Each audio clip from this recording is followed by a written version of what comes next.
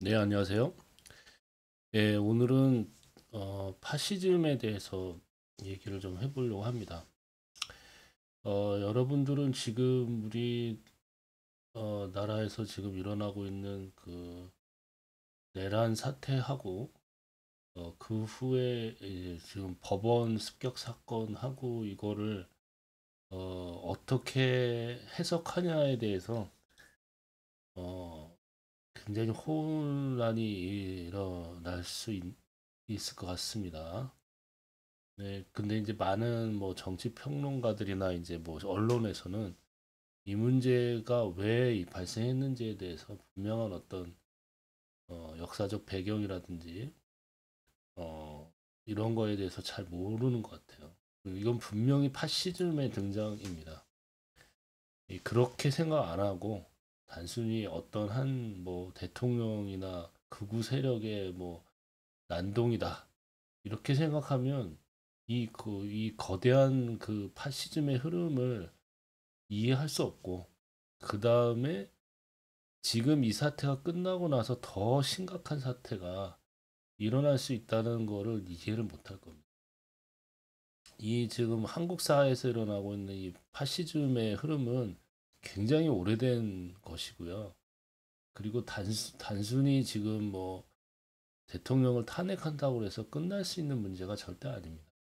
그래서 역사적인 맥락과 배경을 모르고 단순히 누구는 나쁘다. 어떻게 저런 행동을 할 수 있냐. 뭐, 대통령은 좀 멍청하다. 뭐, 이런 식으로 생각하시면 절대 안 됩니다. 그리고 거기에 지금 법원을 습격했던 사람들이, 별 생각 없는 그냥 뭐, 깡패 같은 집단 아니냐. 이렇게 생각하시면 안 됩니다. 거기에는 다 이유가 있고요. 역사적으로 반복되는 패턴이었거든요. 그래서 그거를 모르고 정치적인 어떤 맥락이나 이런 걸 모르고 그냥 뭐 이상해 뭐 이렇게 생각하시면은 이제 아무 문제가 해결되지 않는 거죠. 이건 분명히 한국 사회에서 등장한 오래된 문제였고 이거는 파시즘이라는 용어 외에는 정리가 안 되는 문제입니다. 그 파시즘 하면은 이제 당연히 히틀러나 나치 아니면 무솔리니를 생각하실 수 있죠. 근데 그, 그 맥락에 있다고 보시면 되고요. 그리고 미국에서 지금 트럼프의 등장과 그때 트럼프가 지난번 대선 때 의회 습격 사건 있었잖아요. 이제 그런 것 보시면 미국에도 파시즘이 지금 등장하고 있는 거거든요. 그래서 전 세계적인 파시즘의 등장과 지금 한국에 이게 맥락이 다 있는 거예요. 그 영국에서는 이제 브렉시트가 있었죠. 예, 그리고 이제 오래전부터 유럽에는 극우 세력들이 이제 계속 등장을 했었고, 뭐 난민 문제도 있고, 그 다음에 지금 트럼프가 등장하고, 뭐 이런 게 전체적으로 전 세계적인 이제 파시즘의 부상, 파시즘의 이제 등장과 한국의 이 파시즘의 등장이 맥락이 다 있다고 보셔야 돼요. 이렇게 역사적이고 거시적인 시각으로 문제를 봐야 이 운동이 절대 한 번에 끝날 문제가 아니란 걸 알 수가 있거든요.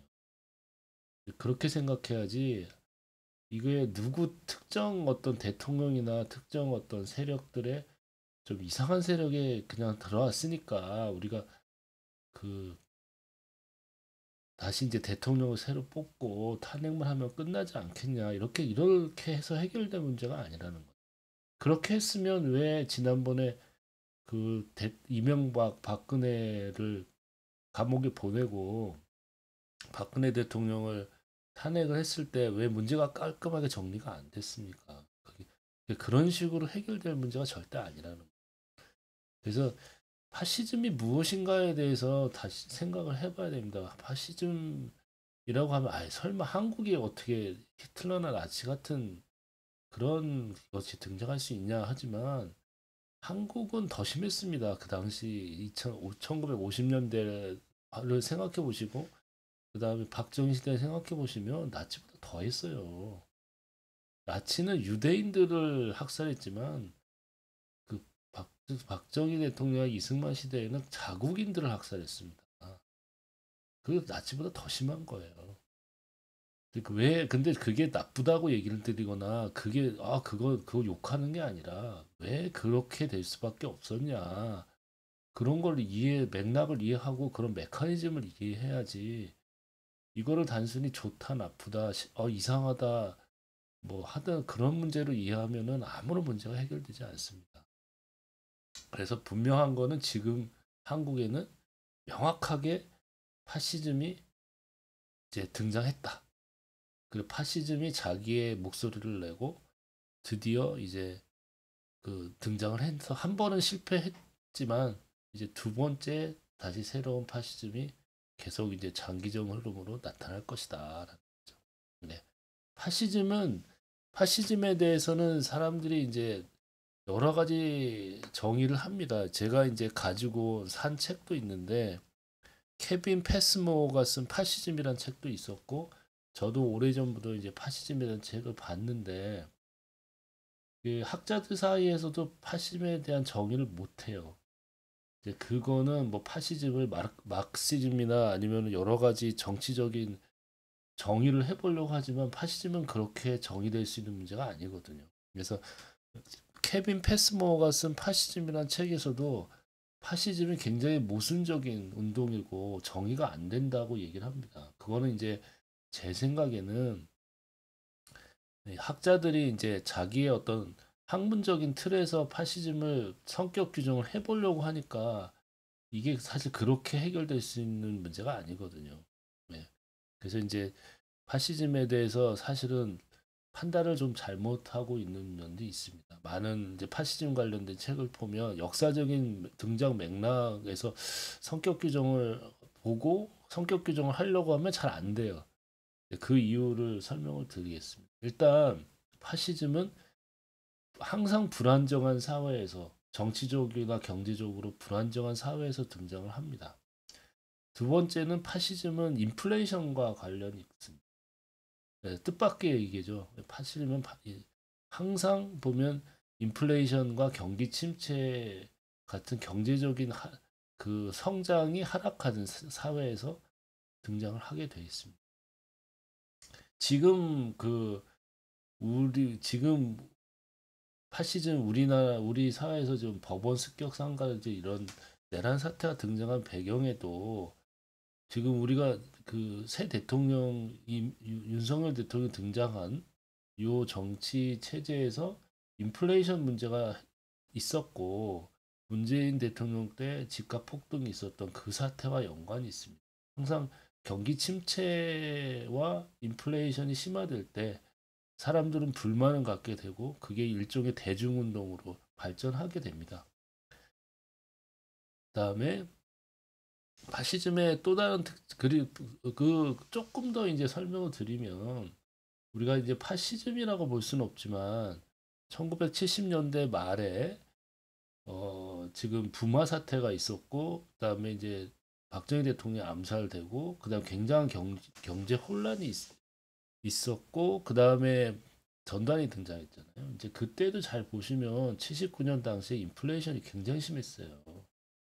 그래서 경제는 성장을 했지만 성장하고 당시에도 조금 성장하고 있었지만 그때 당시 인플레이션이 어마어마하게 심해서 연 인플레 10% 정도의 그 인플레이션이 있었어요.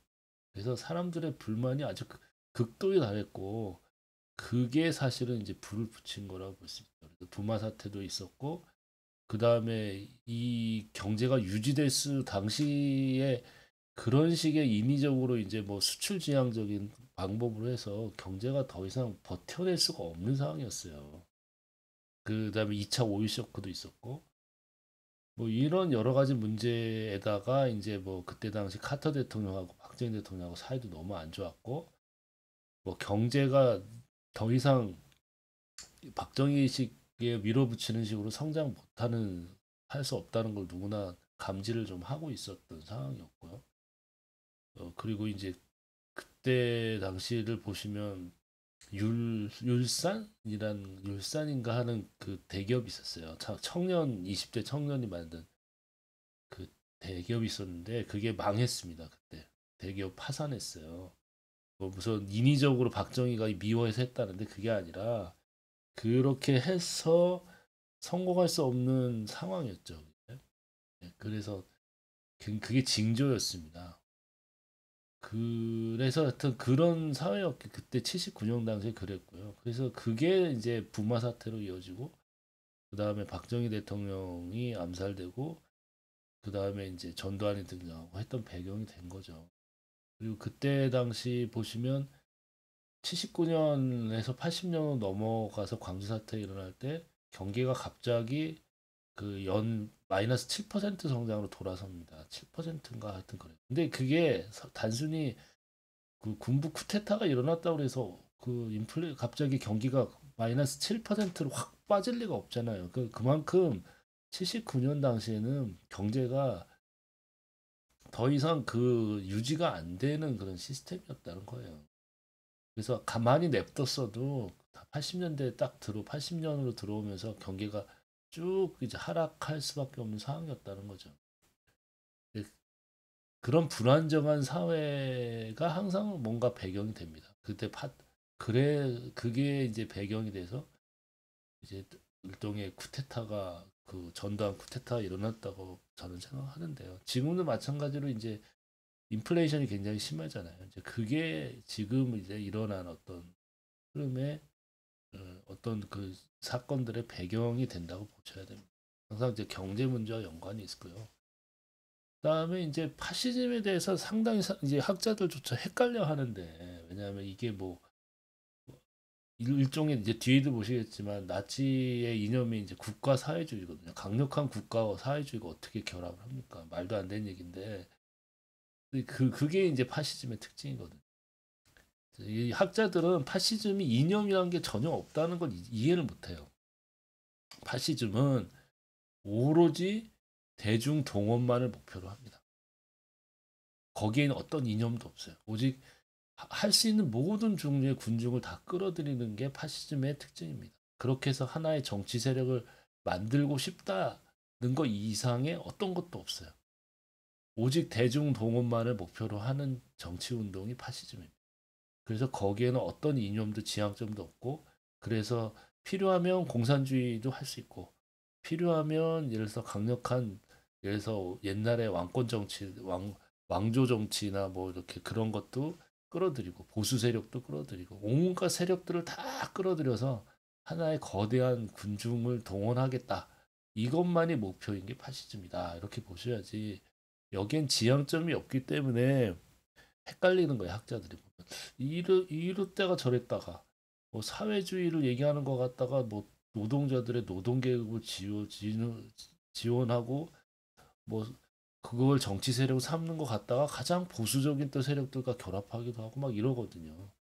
예. 그래서 여기에는 어떤 지향점도 없습니다. 오직 대중 동원만이 목표입니다. 그렇기 때문에 이 파시즘이 굉장히 무서운 게 여기에는 도덕성이 없어요. 그냥 오직 대중 동원을 해서 하나의 거대한 정치 세력을 만들겠다는 거기 때문에 가장 파괴적이고 어떻게 보면 가장 비도덕적입니다. 무엇이든지 할 수 있어요. 내가 대중을 동원할 수 있다면 그 무엇이든지 다 할 수 있다. 이게 파시즘의 특징이라고 봐야지 파시즘을 자꾸 어떤 이념 지향적인 어떤 운동으로 생각해서 정치 운동이니까 이념이 있지 않겠냐라고 생각하면 말이 안 됩니다. 파시즘에는 이념이 없다. 필요하면 내가 뭐든지 할 수. 예를 들어서 우리 박근혜 대통령 시절에 보시면 거기 보수당이 빨간색을 그 자기네 표지로 삼았잖아요. 빨간색은 빨갱이를 상징하는데 그게 어떻게 가능합니까? 그렇게 된다는 거예요. 나는 상관없어요. 내가 무엇이든지 대중에게 호감을 사거나 대중을 모을 수 있는 거나 뭐든지 하겠다. 심지어 예, 그게 이제 파시즘의 특징인 거죠. 그리고 파시즘은 그렇기 때문에 가장 쉬운 방법은 뭐냐면 적을 성정하는 거예요. 왜냐하면 모아야 되는데 지향점이 없잖아요. 나는 이런 나라를 만들겠어가 아니라 당연히 그렇게 되면 싫어하는 사람도 있죠. 내가 예를 들어서 서민을 위하면 저기 위에 누구예요? 보수적인 어떤 기득권 세력들이나 재계나 아니면 이런 그런 걸 싫어하잖아요. 반대로 이제 난 보수적이니까 자유주의자니까 저기 뭐 국민들은 입 다물고 시키는 대로 해 이렇게 할 수도 없잖아요. 이제 그 모든 것을 다 아울러서 다 모으려고 그래. 끌어모으려고 그래. 그러면 거기엔 지향점이 없는 거예요. 그냥 모으겠다. 모을 수 있는 건 다 끌어다가 그냥 다 모으는, 닥치는 대로 다 모으는 거예요. 지금 이제 윤석열 대통령과 그 집단들, 그 세력들이 하는 걸 보면 결국은 기존의 군부, 그다음에 뭐 경제 관료들, 그러니까 관료들의 시스템, 그 재계를 끌어들 뿐 아니라 대중적인 측면에서는 가장 보수적인 어떤 그 경상도를 중심으로 한 지역 세력들을 끌어들이고 그다음에 거기에 이제 반민주당 세력들 이런 걸 다 끌어들이고 그다음에 20대, 30대 남성들 끌어들이고 온갖 걸 다 끌어들이잖아요. 자, 그때 그 윤석열 대통령이 대통령이 됐을 당시를 생각해 보세요. 그 온갖 게 다 들어와 있죠. 네. 거기에 무슨 이념과 지형이 있습니까? 이념이 있다는 거는 결국 누구의 주장은 반대하고 이런 주장은 강화시키는 게 이념인데 이념이 없어요. 왜냐하면 일단 이겨야 되니까 온갖 걸 다 끌어들이는 거죠.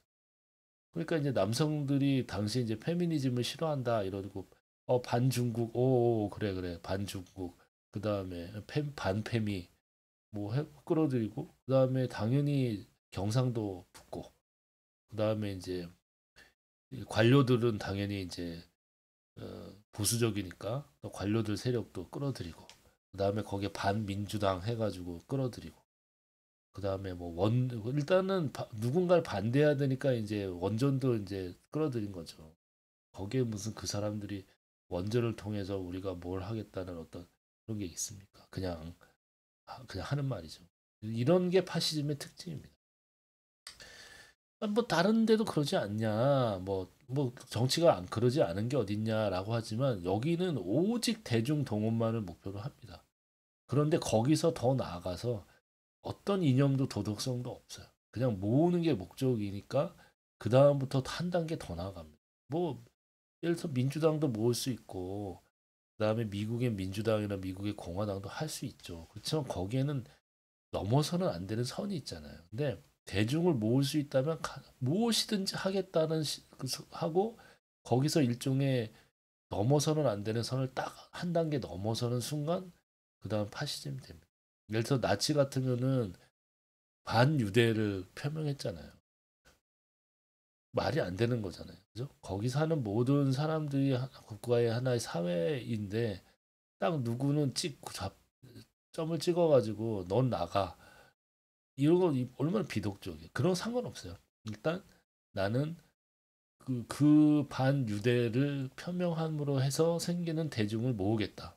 그걸로 인해서 생기는 손해나 뭐 이런 거 몰라라. 일단 다 모을 수 있는 대중은 다 끌어들이는 거야. 이게 파시즘. 거기서부터 선을 넘어서면 파시즘이 되는 거야.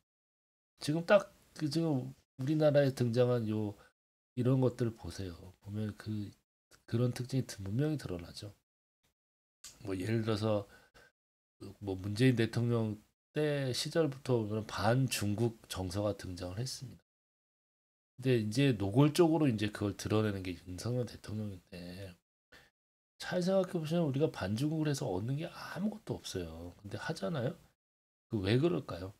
일단 그렇게 하면 대중을 모을 수 있고 정치적인 그 세력들을 더 확장시킬 수 있기 때문에 그렇습니다. 그 외에 경제가 망가지든 뭐 나라가 어디로 가든 그런 건 아무 상관이 없어요. 오직 관심은 강력한 대중을 모아서 하나의 정치 세력을 만들겠다는 거 외에 아무것도 관심이 없습니다. 이게 이제 파시즘의 특징인 거죠. 자, 그러면 정말 그러냐? 보시면 알죠. 이 나치의 등장 배경을 보시면 그 1차 세계대전의 패전과 이제 베르사유 조약의 굴욕이 있었고 그 다음에 등장한 바이마르 공화국은 굉장히 불안정했을 뿐 아니라 기득권 세력들이 동의를 안 해줬어요. 정치 엘리트나 군부가 그다음에 협조를 잘 안 해줬고 그 당시에 이제 극좌나 아니면 극우 세력들의 어떤 정권 전복 시도도 있었고 이런 굉장히 정치적인 불안정성이 있었습니다. 합의돼 가지고 하나의 어떤 그 정치 체계가 만들어서 안정적으로 간 게 아니라 굉장히 불안정했었고 거기에 결정적인 게 잘 아시는 하이퍼 인플레이션이 닥쳤죠. 그리고 이제 세계 대공황이 있었습니다. 결정적인 문제는 이제 인플레이션과 세계 대공황이었죠. 그래서 이런 때 그다음에 이제 보시면 이제 러시아 혁명이 있어서 거기에 대한 기득권 세력들의 공포감이 있었습니다. 그러니까 이런 것들을 다 연합을 한 거죠. 이제 노동자들의 분노, 보수 세력들의 불안, 정치적인 불안정, 그 다음에 베르사유 조약에 대한 독일에 대한 굴욕, 독일이 겪었던 굴욕감, 그리고 독일은 왜 영국이나 이런 그런 제국이 되지 못했을까? 독일이 사실은 이제 1차 대전에 패했는데 그거는 이게 19세기의 식민주의 전쟁과 이게 유럽의 경쟁에서 독일이 밀렸거든요. 그래서 독일이 이제 영국이 이제 전 세계 영국과 프랑스가 전 세계를 딱 이제 그 식민지화 해가지고 제국주의를 퍼뜨리고 있는 사이에 독일은 겨우겨우 이제 통일이 돼가지고 이제 겨우겨우 이제 나라를 만들었던 상황이었고 이미 제국주의 후발주자로서는 늦었죠. 그런 경쟁에 뒤처진다는 생각. 뭐 그다음에 그거를 극복하기 위해서 1차 대전을 일으켰는데 망했잖아요. 그러면서 느끼는 굴욕감. 그러니까 이제 여기에는 이제 강력한 국가에 대한 열망. 그죠? 그다음에 경제 회복 뭐 이런 거에 대한 문제. 그다음에 이제 기득권 세력들은 반공주의. 예. 뭐 이런 걸 다 결합한 거예요. 그 노동자들의 불만. 이런 걸 싹 다 결합해서 그다음에 등장한 게 이제 국가 사회주의라는 거죠. 예. 그리고 히틀러는 등장하기 전에 한 차례 구국 쿠데타를 시도했는데 실패했습니다. 이제 그런데 그거에서 이제 유명해지면서 합법적으로 이제 의회 세력을 해서 이제 그 권력을 잡은 거죠. 근데 잘 보시면 비슷해요. 예, 우리나라하고. 그죠? 우리도 지금 보시면 경제적으로 굉장히 불안정하고 그 다음에 민주당 세력과 이제 보수 세력이 딱 양분돼 가지고 누가 해도 이제 다 끌어내리려고 하잖아요. 이런 정치적인 불안정, 인플레이션이 있었고. 그 다음에 지금 보시면 윤석열 대통령이 쿠데타 시도를 했잖아요. 실패했죠. 그러면 실패했는데 끝났을까? 히틀러는 사라지지 않았어요. 히틀러는 다시 등장해가지고 정권을 잡습니다. 이제 윤석열 대통령이 물러나도 다시 그 세력들은 절대 물러나지 않고 지금 모아서 모은 강력한 자기 지지 세력들을 모아서 다시 한번 등장하게 돼 있어요. 안 될 것 같죠? 예, 구구 쿠데타를 시도한 사람이 히틀러가 어떻게 쫓겨나지 않고 다시 총리가 됐냐고요. 예, 그렇게 되는 겁니다. 그래서 총리로 지명됐잖아요. 왜냐하면 워낙 세력이 강력했기 때문에 당시의 대통령도 히틀러를 이 정치적인 안정을 위해서 택할 수밖에 없었어요. 왜냐하면 그 히틀러를 지지하는 그 당을 지지하는 사람들이 워낙 많고 히틀러가 영리하게 이제 그 보수 엘리트들한테는 이제 반공주의를 표방해서 지지를 받았기 때문에 지금 그 당시 대통령은 이제 히틀러를 이 쿠데타를 시도한 사람이지만 총리로 안 하면은 지금 정치적으로 너무나 이 불안정을 해소할 수 없어서 했던 겁니다. 그래서 뭐 다음에 새 대통령이 나온다 한들 우리나라도 마찬가지라는 거죠. 정치적인 불안정성은 해소되지 않아요.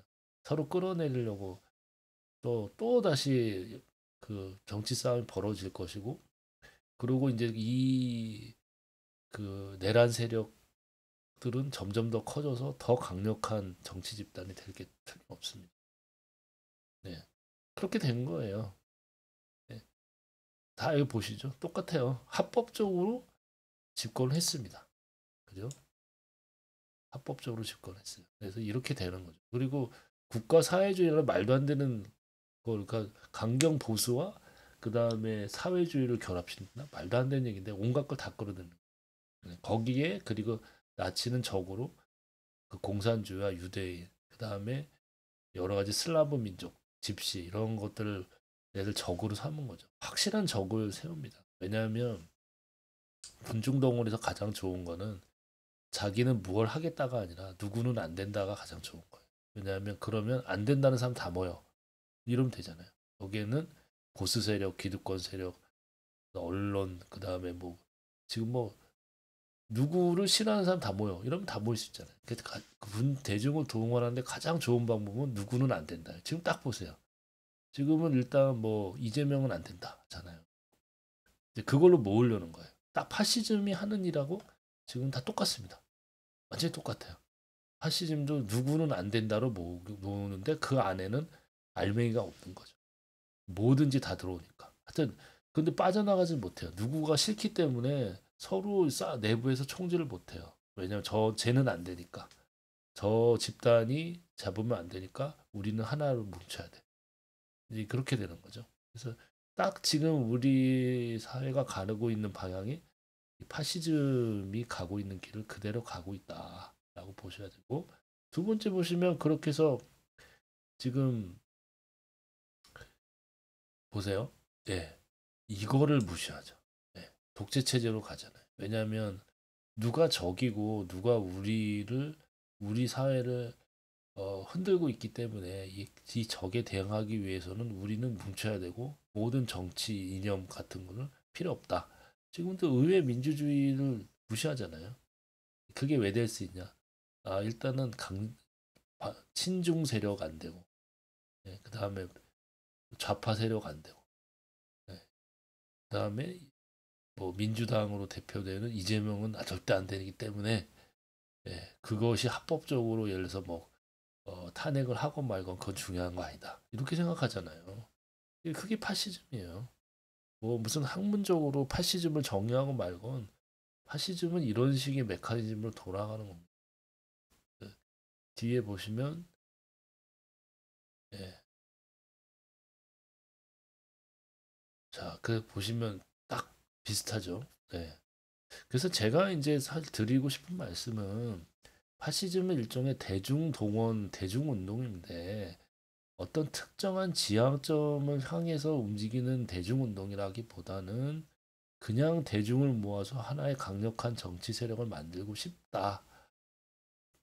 근데 거기에서 뭐 거기까지는 그럴 수 있는데 그 다음에 그게 넘어서는 안 되는 어떤 선을 넘어서 강력한 적을 규정하고 그 다음에 우리는 뭉쳐야 돼라는 순간 그 다음 파시즘이 된다는 거예요.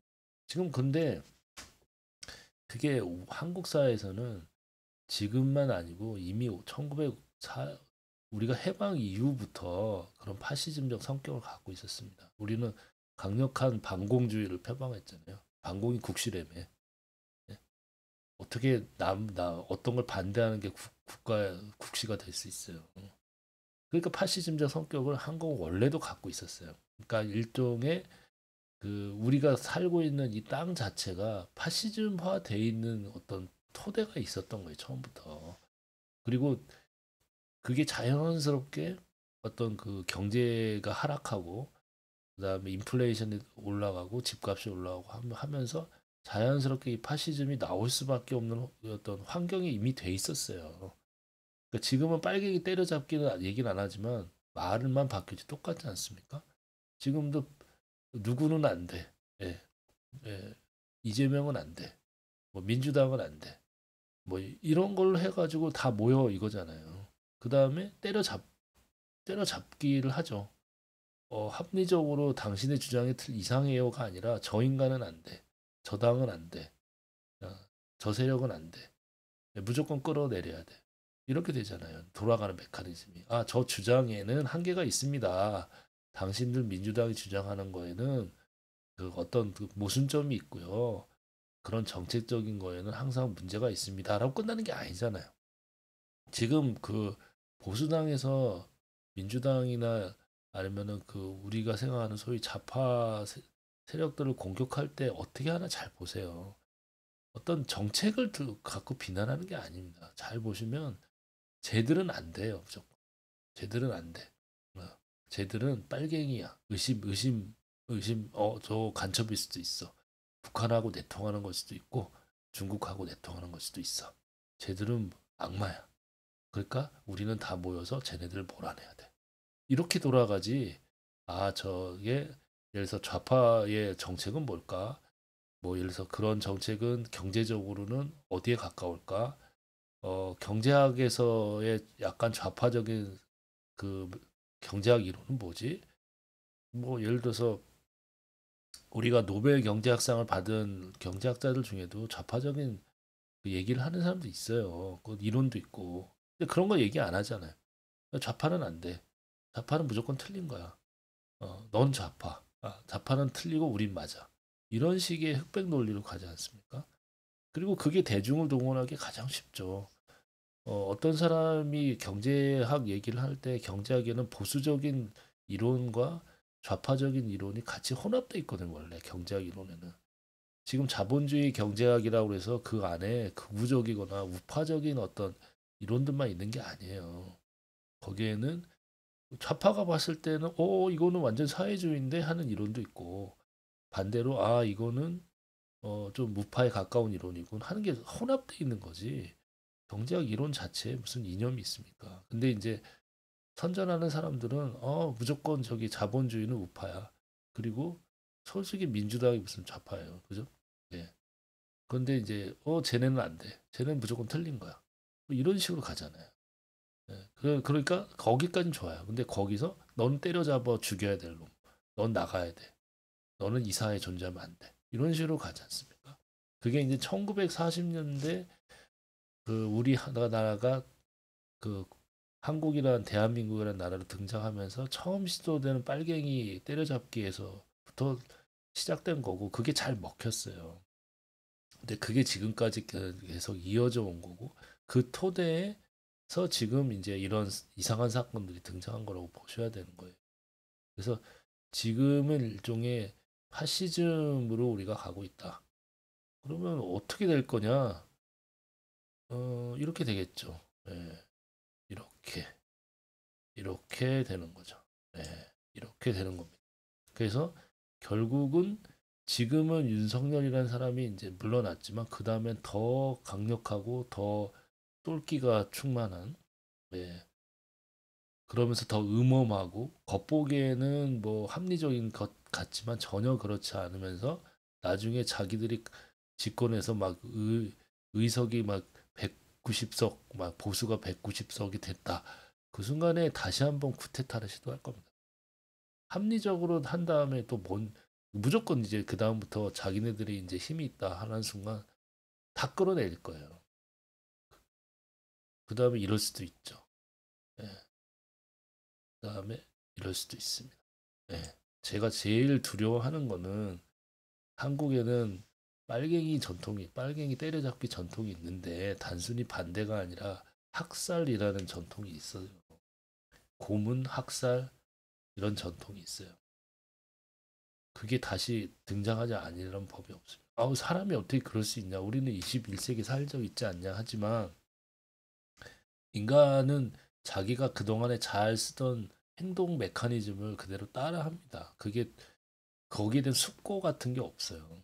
그냥 이게 일종의 프로그램처럼 잘 돌아갔네 하면은 그 프로그램을 다시 끌어들여서 돌립니다. 과거에 반공주의가 잘 돌아갔고 반공주의를 할 때 일종의 저기 뭐 중앙정보부 같은 걸 이용해 가지고 사람을 불법 체포해서 저기 고문을 하고 뭐 처형을 하고 이랬잖아요. 그게 잘 돌아갔거든요.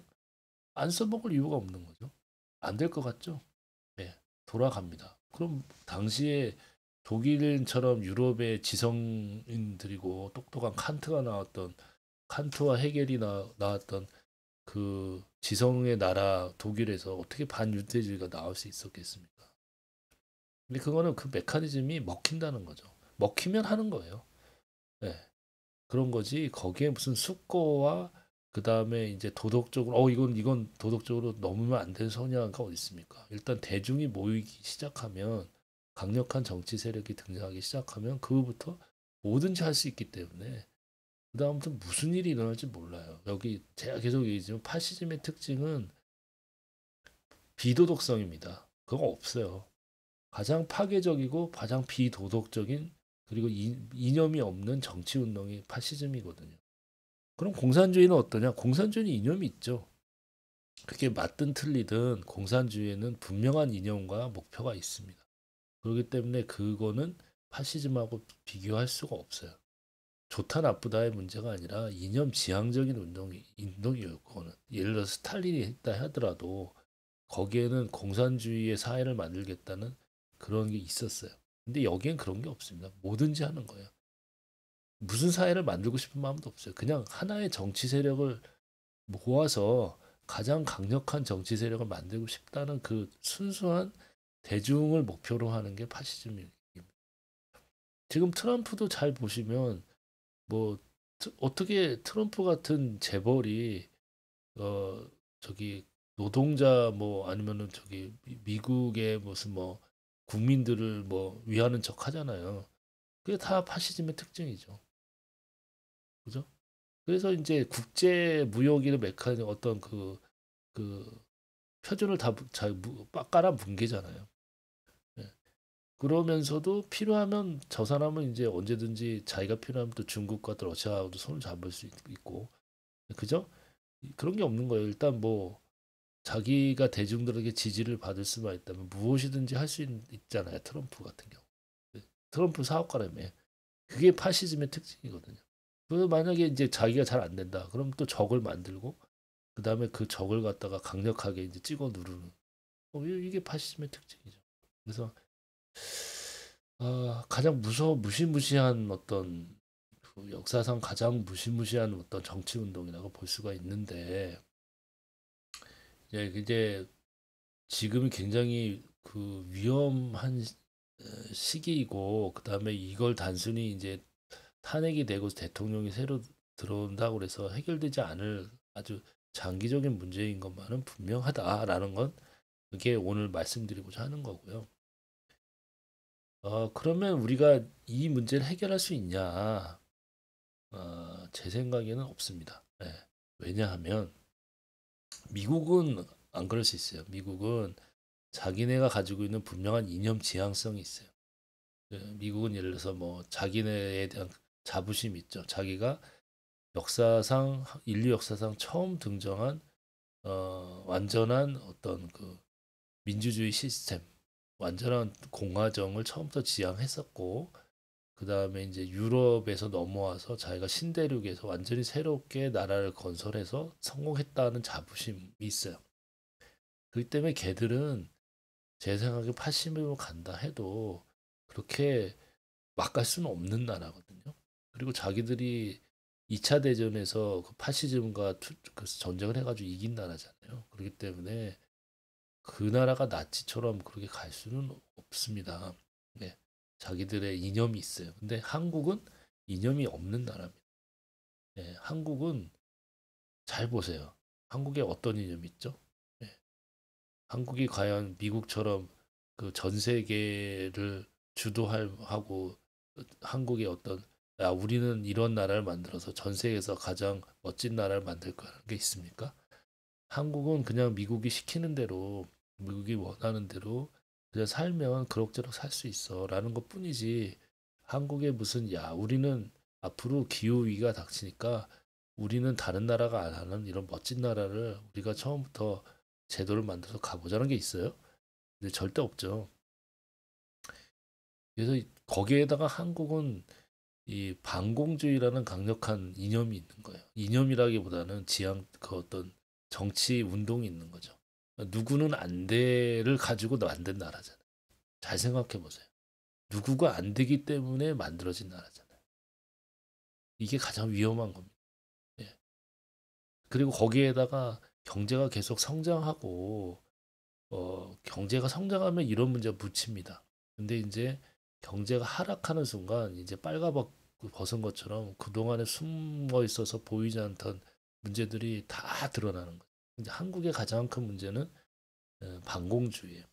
빨갱이는 안 된다는 생각 때문에 가장 파괴적인 파시즘이 등장할 만한 토대가 돼 있는 나라거든요. 그리고 그게 해결할 방법은 일절 없다. 이게 제 오늘 얘기가 되겠습니다.